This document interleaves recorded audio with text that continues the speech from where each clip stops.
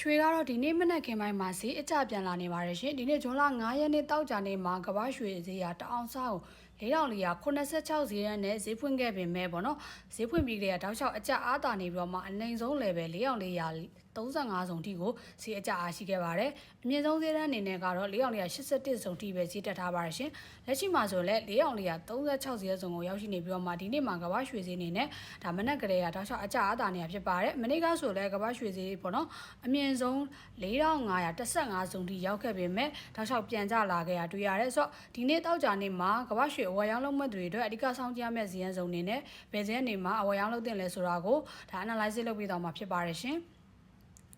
ဆိုလက်ရှိ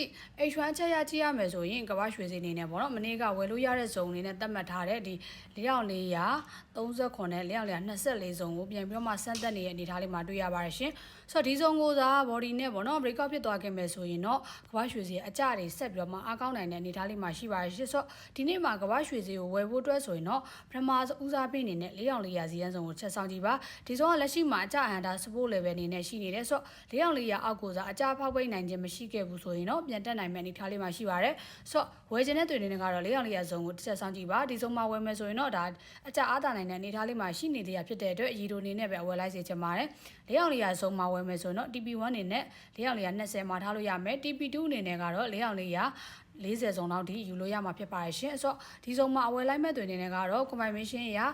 အကျကန်တဲ့ body နဲ့ပေါ့နော်ဒီ4400ဇုံအောက်ကိုဖောက်ပိတ်နိုင်ခြင်းမရှိခဲ့ဘူးဆိုမှသာလျှင်အဝယ်လိုက်ရမှာဖြစ်ပါတယ်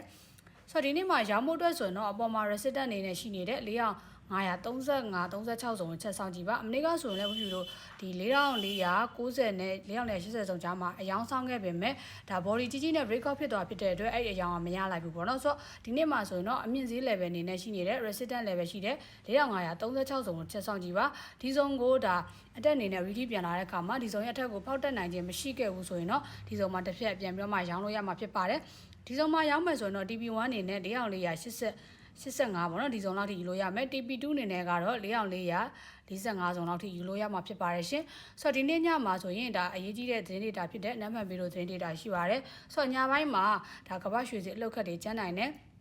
ဆိုတော့ဒီနေ့ညမှာအဝယ်ရောင်းလုပ်မှတ်တွေနေကတော့ဒီစားလေးသတိထားပြီးတော့မှအဝယ်ရောင်းလုပ်ပါဒီပညာပိုင်းရောသတင်းအချက်လက်တွေရောတခါတည်းစောင့်ကြည့်ရမှာဖြစ်ပါတယ်ရှင်ဆိုတော့အယောင်းဝယ် order ဝင်တဲ့အခါမှာမဖြစ်မနေ TPS ဆန်ထားပြီးတော့မှအဝယ်ရောင်းလုပ်ပါဒါ breaking news တွေပဲဖြစ်ဖြစ်ဒီလိုသတင်းတွေပဲဖြစ်ဖြစ်ထွက်လာတဲ့အချိန်မှာသတင်းရလက်တွေပေါ်မှာမူတည်ပြီးတော့မှရွှေဈေးအလောက်ခတ်တွေကပြောင်းလဲသွားနိုင်တာဖြစ်တဲ့အတွက် West Store လို့မထားဘဲနဲ့ထိတ်ထားပဲဆိုရင်ဒါ